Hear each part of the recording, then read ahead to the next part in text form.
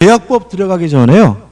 그 13페이지 29번 공동저당 가는 문제를 다시 한번 풀어볼게요. 제가 아까 4번이 답이라 그랬는데 그 교재에 있는 것처럼 3번이 답이네요. 다시 한번 풀어봤더니 자 13페이지 29번 답은 교재에 있는 대로 몇 번이죠? 3번이 답이고요. 따라서 6천이 아니라 3천입니다.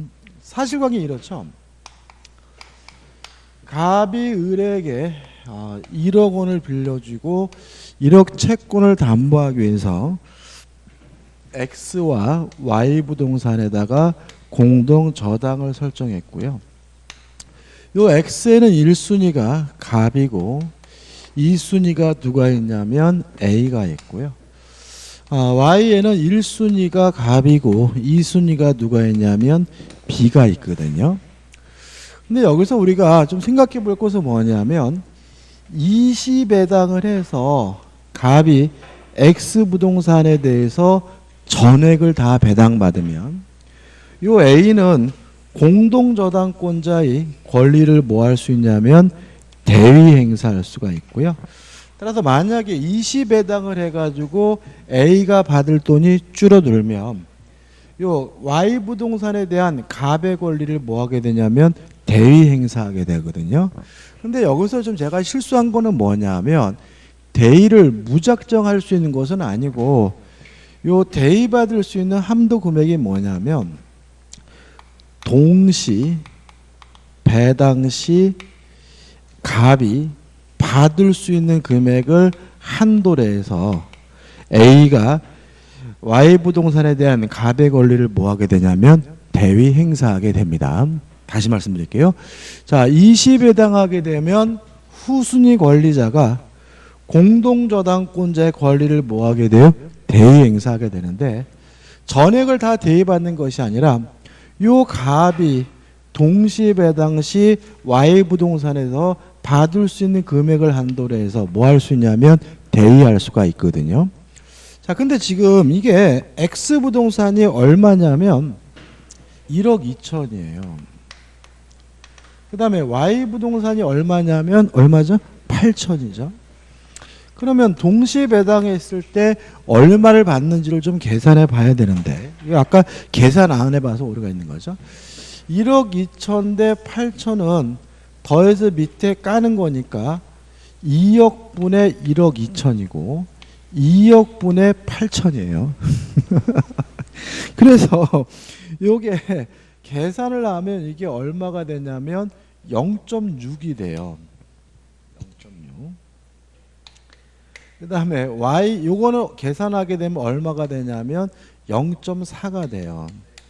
그러면 결국은 동시배당하면 1억이니까 갑은 X에서 0.6 얼마를 받게 돼요?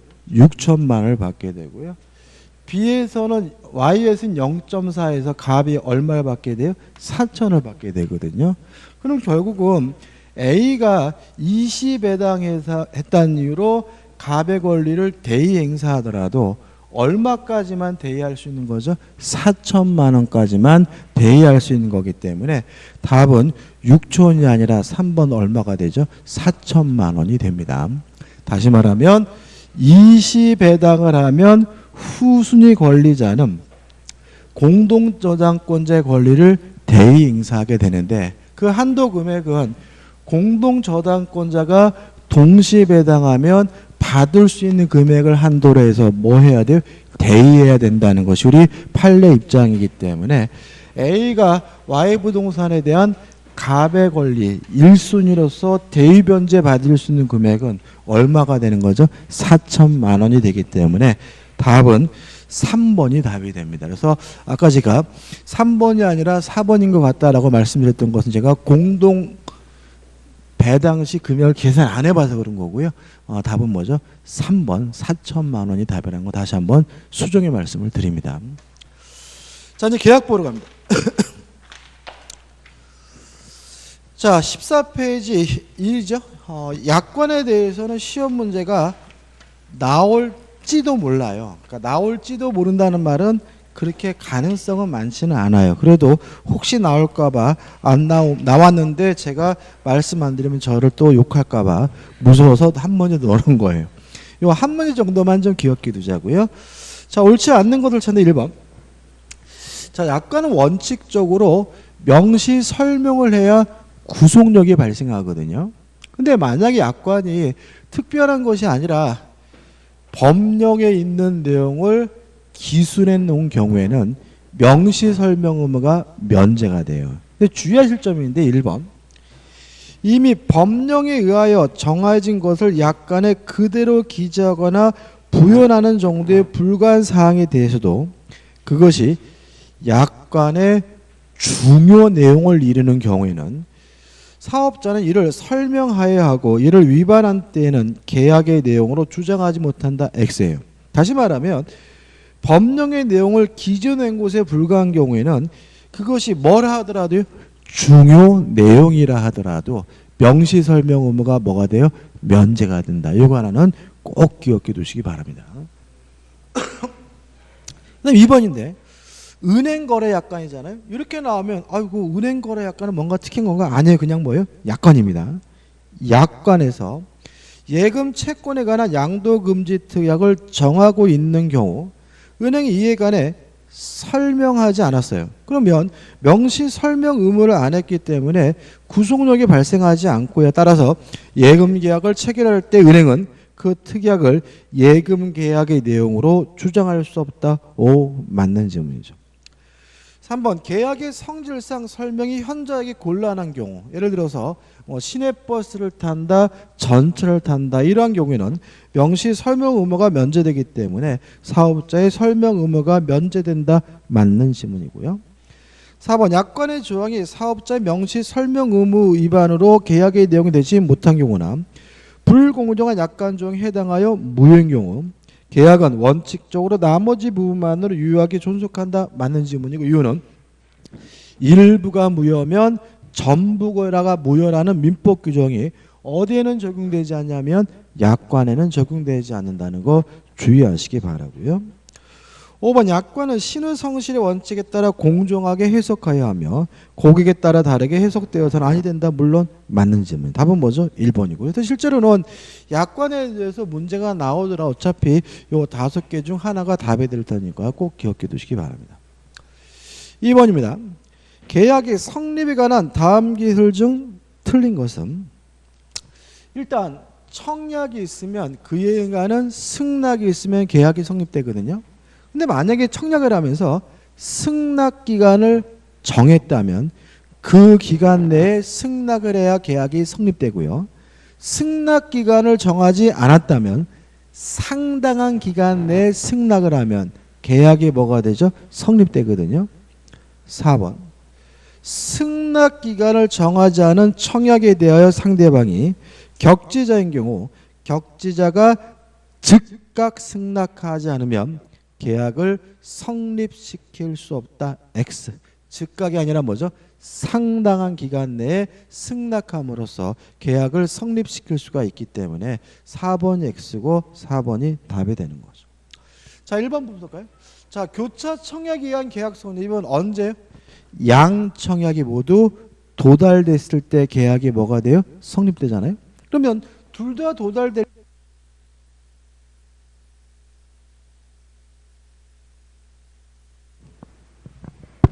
교차한 경우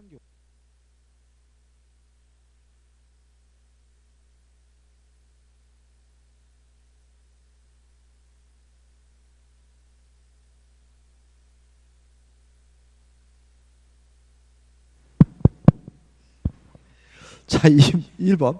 자, 양청약이 모두 도달됐을 때는 결국은 둘 중에 늦게 도달한 때가 도달한 때니까 1번은 맞는 질문이죠.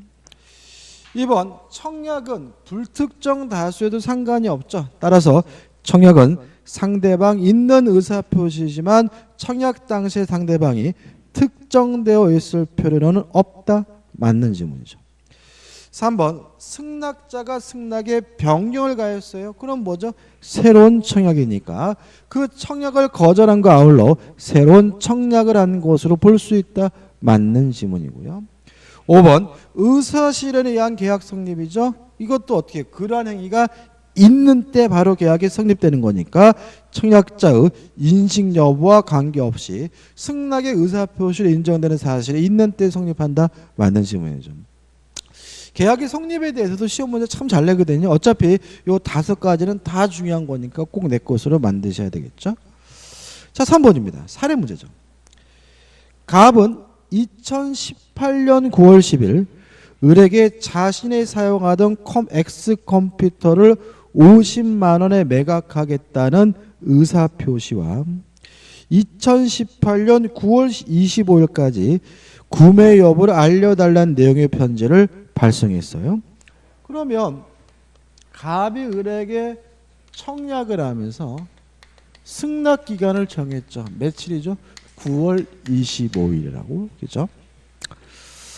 그 편지는 2018년 9월 13일 을에게 도달하였다. 을은 2018년 9월 17일 X 컴퓨터를 50만 원에 매수하겠다는 승낙의 편지를 갑에게 발송했죠. 자, 을이 갑에게 승낙을 했어요. 근데 승낙을 발송한 날짜가 언제냐면 9월 17일. 9월 17일 날 발송을 했고요. 이에 관한 설명으로 오는 거죠. 자, 일단 청약에 대한 답장인 승낙은 발신주니까 만약에 계약이 성립된다면 그 계약은 항상 며칠 날 성립하는 거죠? 9월 17일 날 계약이 성립된다는 우리가 알 수 있죠. 승낙을 발신할 때 계약이 성립되죠. 1번.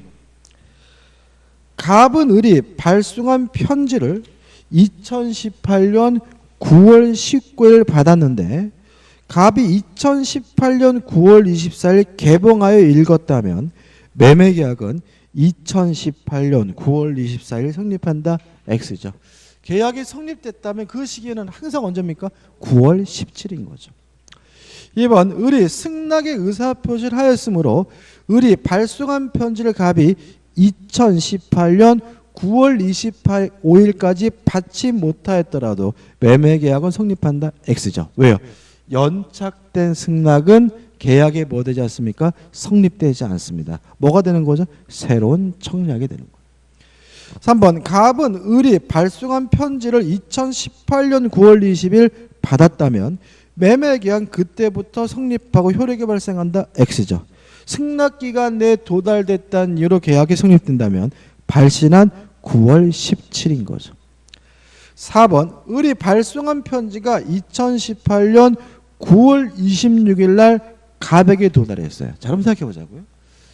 자, 9월 26일 날 갑에게 뭐가 됐어요? 도달이 됐죠. 그러면 연착됐는데 문제는 17일이면 충분히 요 기간 내에 도달할 수 있는 발송이죠. 몇 시나 여유 줬습니까? 8일이나. 이때는 갑이 을에게 뭘 해줘야 돼요? 연착의 통지를 해줘야죠.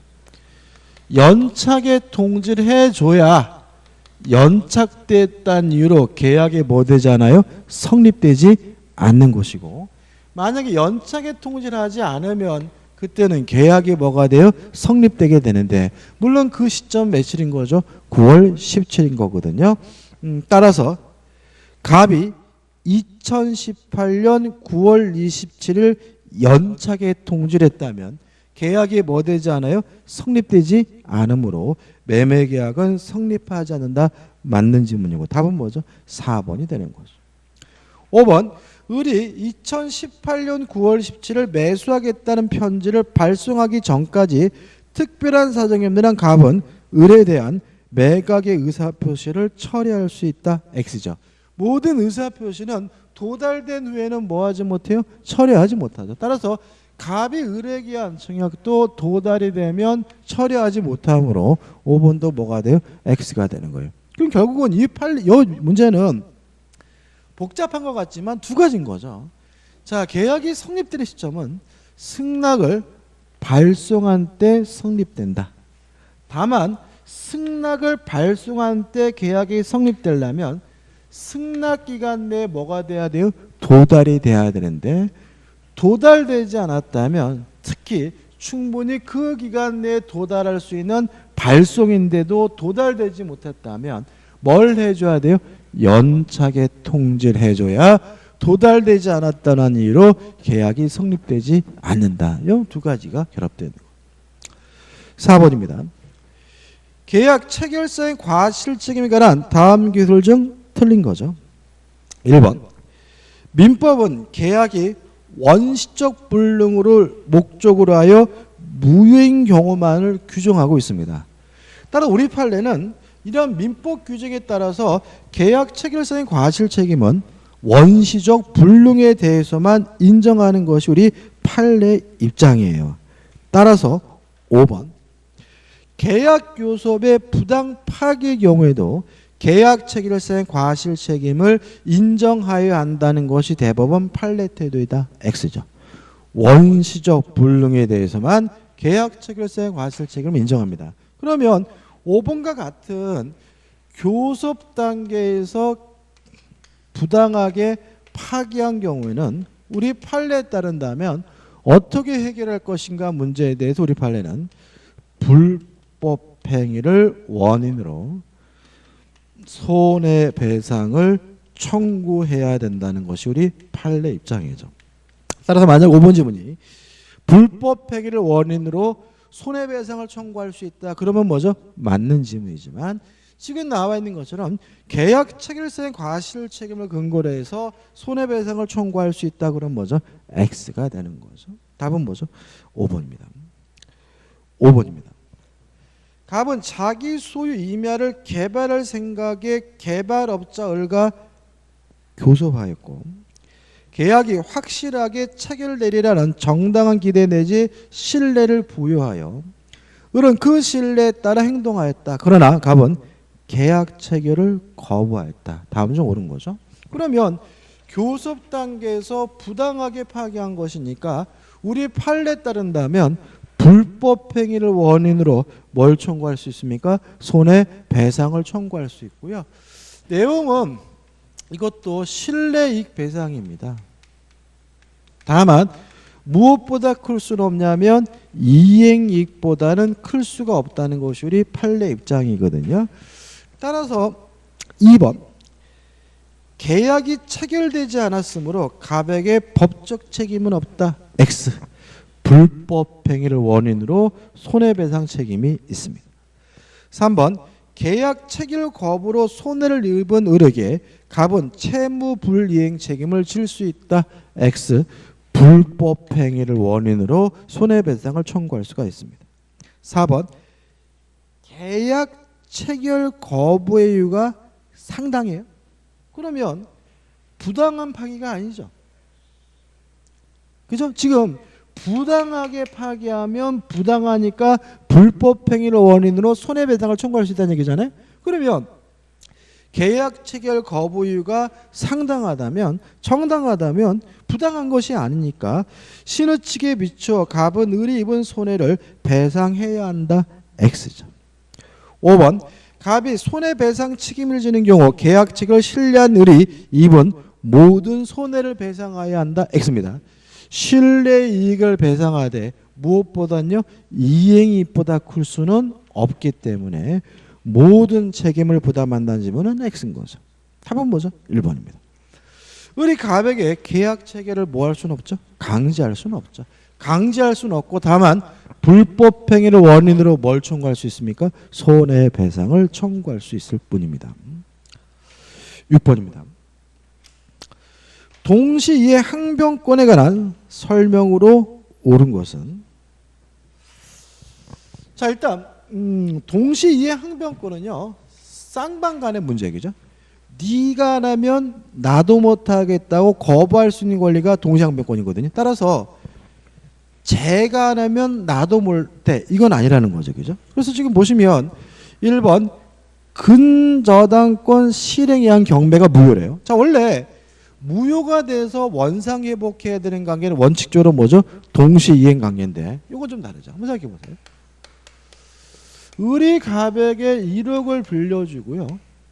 갑 소유 A 부동산에다가 저당권을 설정했어요. 그러면 갑이 채무자고 을이 뭐가 되죠? 채권자겠죠. 근데 경매가 이루어졌습니다. 경매가 이루어져서 병이 경락을 받으면 그 경매대금은 누가 가져가냐면 채권자인 을이 가져가고요. 이전 등기는 갑이 병에게 등기를 해주겠죠. 근데 만약에 이 경매가 무효라는 사실이 밝혀지면 돈은 을이 돌려줘야 되고요. 갑은 등기는 갑에게 이전해 줘야 되니까 이거는 쌍방 간의 문제가 아닌 거죠. 따라서 병은 갑에게 을이 돈 안 주면 등기 못 해주겠다라고 뭐 할 수는 없어요? 거부할 수는 없는 거예요. 1번. 근저당권 실행을 위한 경매가 무효로 된 경우 매수인은 채무자에 대한 소유권 이전 등기 말소 의무와 근저당권자의 매수인에 대한 배당금 반환 의무는 동시 이행관계에 있다. X가 되는 거죠. 1번은 뭐죠? 답이 아니죠. 근데 2번 아까 했죠. 자, 손해배상 채권이 유치권이냐 동시이행 항변권이냐 여부는 원래 채권을 기준으로 한다. 그래서 원래 채권이 동시항변권이면 손해배상 채권도 동시항변권. 원래 채권이 유치권이면 손해배상 채권도 뭐예요? 유치권이잖아요. 따라서 2번. 동시이행관계에 있는 쌍방의 채무. 무슨 말입니까? 원래 채무가 동시이행관계라는 얘기죠. 따라서 어느 한 채무가 이행 불능됨으로 인하여 발생한 손해배상 채무는 다른 채무와 동시 이행관계에 있지 않다. X가 되는 거죠. 3번. 자, 매매계약은 쌍무계약이죠. 쌍방의 의무는 동시행관계니까 매매대금의 지급과 이전 등기는 물론 뭐죠? 동시행관계입니다. 물론 이전 등기해 줄 때 완전한 권리를 등기해 줘야 되겠죠. 만약에 가압류가 되어 있으면 가압류를 말소하고 등기해 줘야 되겠죠. 그죠? 따라서 3번. 가압류 등기가 있는 부동산 매매 계약에 있어서 특별한 사정이 없는 한 매도인의 가압류 등기 말소 의무는 매수인의 대금 지급 의무와 동시 이행 관계에 있지 않다. X가 되는 거죠. 4번. 자, 동시 이행 항변권이 인정된다면 이행하지 않더라도 이행지체가 아닌 거죠. 이행하지 않더라도 뭐가 아닌 거예요? 채무불이행이 아닌 거죠. 4번. 쌍방의 채무가 동시 이행 관계에 있는 경우 상대방 채무에 이행 제공이 없더라도 채무자가 이행기의 채무를 이행하지 않으면 이행 지체 책임을 진다. X죠. 왜요? 동시 이행 항변권이 인정된다면 그것은 뭐예요? 이행하지 않더라도 이행 지체가 아닌 거죠. 5번입니다. 부동산 매매 계약에서 매수인이 부가가치세를 부담하기로 약정했어요. 무효인가요? 유효인가요? 유효겠죠. 왜요? 세금, 회피는 인간 본성에 바르니까 뭐 하잖아요? 반사회적이지 않아요? 자, 그럼 생각해 보자고요. 뭐 부가가치세든 양도세든 똑같은 건데. 자, 이 사람이 예를 들어서 2억 주고 샀거든요. 근데 세금을 매수인이 내기로 했어요. 세금이 얼마가 나왔냐면 2천만 원이 나왔어요. 그러면 매수인 입장에서는 요 부동산을 얼마에 주고 산 거예요? 2억 2천이죠. 그래서 우리 판례는 매수인이 부담하기로 한 요 세금은 매매 대금인 거다 라고 이해하는 것이 우리 판례 입장이에요. 다시 말하면 매수인이 세금을 부담하기로 한 특약 유효하잖아요. 그럼 부담하기로 했으면 줘야 되는데 그것은 실질적으로 뭐란 얘기예요? 매매 대금인 거예요. 그러면 이전 등기와 매매 대금을 지급하는 것이 당연히 뭐예요? 동시 이행 관계이므로 5번. 부동산 매매 계약 시 매수인의 부가가치세를 부담하기로 약정한 경우 특별한 사정이 없는 한 부가가치세를 포함한 매매대금 전부와 부동산의 소유권 이전 등기 의무가 동시 이행관계에 있다. 맞는 질문이 되는 거죠. 다시 말하면 매수인이 부담하기로 한 요 세금은 특별한 것이 아니라 뭐의 일부로 봅니까? 매매 대금의 일부로 본다는 거 주의하시기 바랍니다. 답은 뭐죠? 5번이죠. 7번입니다. 동시이행 항변권에 관한 설명 중 판례 입장과 다른 것은이죠. 1번은 결론만 좀 기억해 두셨으면 좋겠는데, 자, 원래 동시이행 항변권이 인정된다면 이행하지 않아도 이행지체가 아니에요. 그게 뭐예요? 원칙인 거예요. 예외가 있어요. 예를 들어서 을이 갑에게 1억을 빌려주면서 갑이 을에게 담보로서 어음을 발행해서 교부했어요. 이렇게 담보 목적 교부된 어음을 교부할 때는 좀 크게 씁니다. 예를 들어서 한 1억 5천이라고 할게요. 이게 담보로서 기능하는 이유는 어떻게 되냐면, 만약에 갑이 돈을 안 갚으면 을은 갑으로부터 받은 어음을 뭐 할 수 있어요? 돌려버릴 수가 있고요. 돌려버리면 나중에 갑은 1억이 아니라 어음을 갖고 온 사람한테 얼마 줘야 돼요? 1억 5천을 줘야 되잖아요. 그죠? 그래서 이렇게 담보 목적 어음을 교부하게 되는데, 물론 갑이 을한테 돈을 갚을 때 요거 돌려받아야 돼. 왜요? 안 받으면 얘가 가지고 있는 어음을 뭐예요?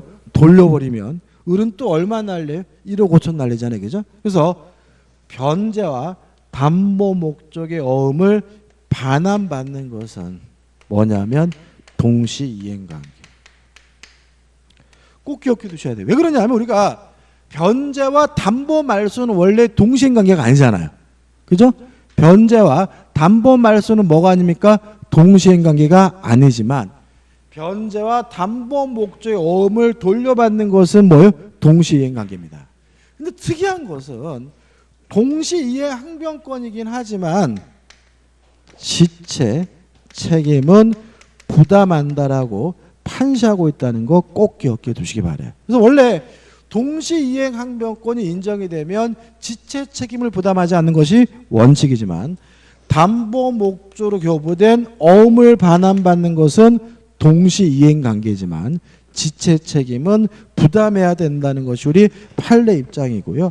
따라서 1번의 결론 부분 보시면 원칙적으로 그 채무에 대한 이행지체 책임을 지지 않는다는 지문은 X고, 읽지 않으셔도 됩니다. 결론만 좀 꼭 기억해 두시기 바랍니다. 2번 앞에 놨던 거죠. 원래 채무가 동시이행관계라면 그로 인하여 발생한 손해배상 채무도 동시이행관계고요. 3번 동시이행 항변권을 소멸시키기 위한 이행 또는 이행의 제공은 어떻게 해야 돼요? 계속돼야 되는 거죠. 3번 읽어볼까요?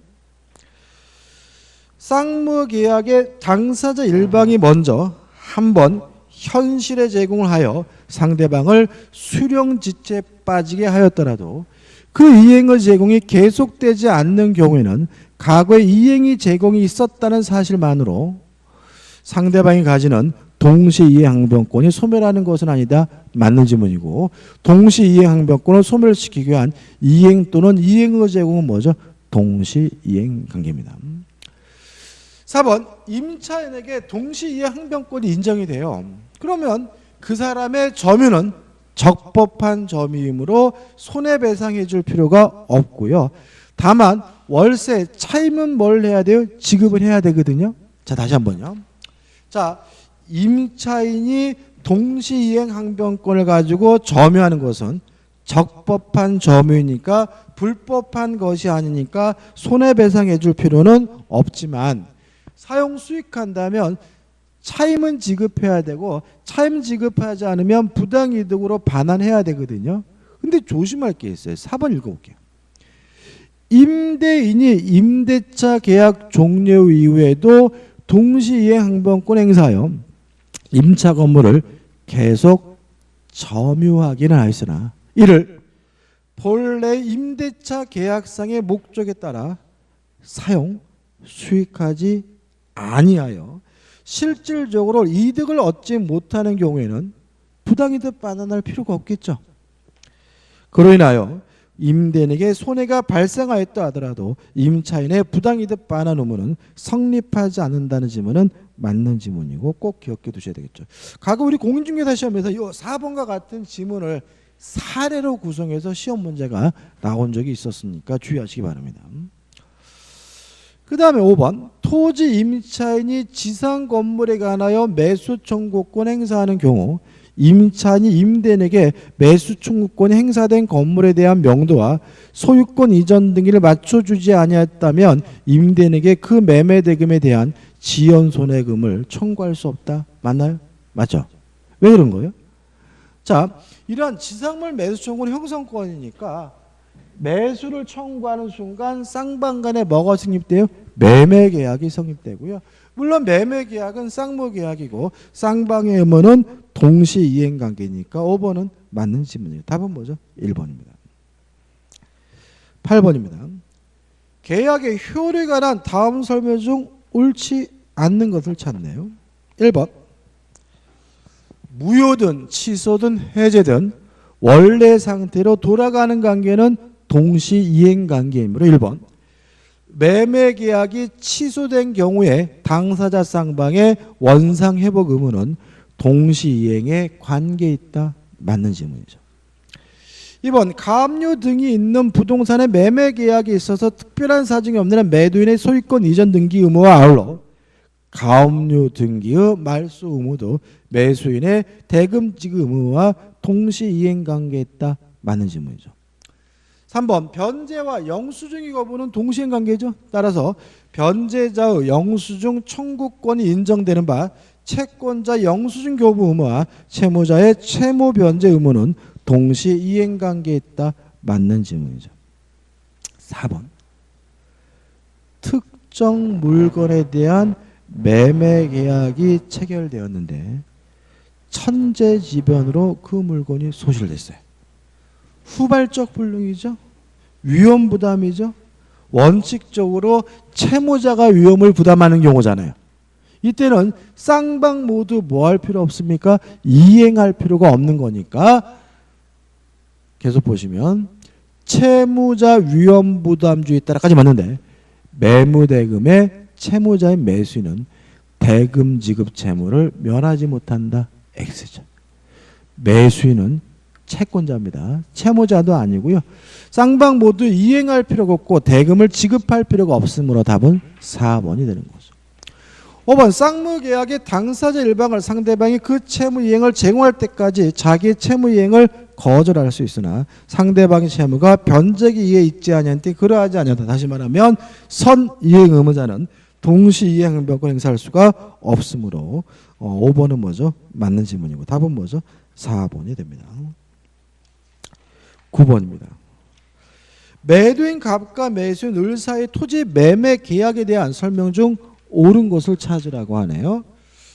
1번 을이 중도금을 지급하지 아니하였더라도 잔금 지급일에 동시이행 항변권을 행사할 수 있으면 을은 잔금 지급을 이전에 이행지체 책임은 부담하지 않는다. X죠.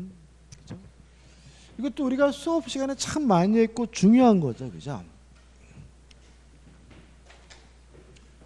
갑이 소유하고 있는 A 건물에 대해서 을과 만나서 매매 계약을 했어요. 먼저 을이 갑에게 중도금을 지급하기로 했고 그리고 나서 잔금을 지급하면서 이전 등기 받기로 했잖아요.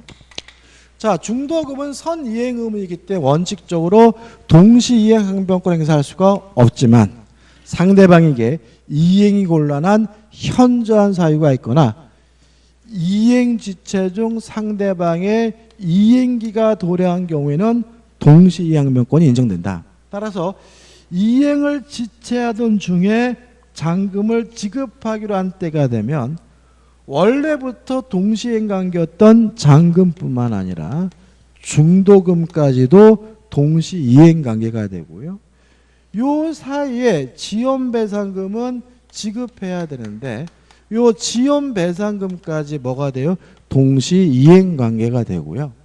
따라서 잔금 지급일부터는 더 이상 이행하지 않더라도 뭐가 아닌 거죠? 이행지체가 아닌 거죠. 근데 이 지문은 지금 요 사이에 지연배상금도 줄 필요가 없다라는 의미가 같기 때문에 뭐가 되는 거죠? X가 되는 거죠. 다시 한번 읽어볼까요? 1번. 을이 중도금을 지급하지 아니하였더라도 잔금 지급일에 동시이행항변권을 행사할 수 있으면 을은 잔금 지급일 언제요? 이전에. 그죠? 잔금 지급일 이전에 이행 지체 책임은 부담하지 않는다는 질문은 뭐가 돼요? X가 되고 반드시 무슨 말인지 아셔야 되겠죠. 2번 을이 중도금을 지급한 후 잔금 지급일에 잔금을 지급하려고 했으나 갑이 정당한 원인 없이 수령을 거절하여 지급하지 못한 경우에 그 을이 자기 채무의 이행 제공 없이 다시 소유권 이전 의무 이행을 청구하더라도 갑은 동시이행항변권을 행사할 수 없다. X죠. 자, 왜냐하면 동시이행항변권을 소멸시키기 위한 이행 또는 이행의 제공은 뭐가 돼야 돼요? 계속돼야 하니까요. 3번. 토지의 병의 근저당권 설정 등기가 되어 있는 경우 을이 근저당권의 피담보 채무를 인수하여 그 채무로 액을 상당액을 장세금에서 공제하기로 약정한 등의 특별한 사정이 없는 한 을의 잔금 지급 의무와 갑의 위 근저당권 말소 및 소유권 이전 등기 의무와 동시 이행관계에 있다. 맞는 질문이고 답은 뭐죠? 3번이 되는 거죠. 4번. 자, 담보 목적으로 교부된 어음을 반환받는 것은 동시이행관계지만 지체 책임은 부담해야 되거든요. 4번. 을이 잔금 지급을 담보하기 위하여 약속음을 발행하여 갑에게 교부한 경우 갑이 어음의 반환을 제공하지 않지 행한 이행의 채무는 부적법하므로 원인 채무의 이행을 거절한 을은 지체 책임을 지지 않는다. X. 거절할 수는 있지만 뭐는 부담합니까? 지체 책임은 부담합니다. 5번. 갑이 을을 상대로 잔금과 그에 대한 지연 손해금을 청구하는 경우에 을이 명시적으로 동시이행항변하지 않았다면 X예요. 자, 모든 의사표시는 명시적으로 할 수도 있고 묵시적으로도 할 수 있으니까 명시적으로 하지 않으면 을의 잔금 지급 의무와 갑의 소유권 이전 등기 관련 소유 교부 의무가 동시에 관계에 있더라도 을은 지체 책임을 면할 수 없다. X가 되는 거죠. 따라서 옳은 것은 3번이고 3번이 답입니다. 좀 일찍 시켜야 그죠? 졸리신 것 같은데 일찍 시키겠습니다. 저 쉬었다가 10번부터 보도록 하겠습니다.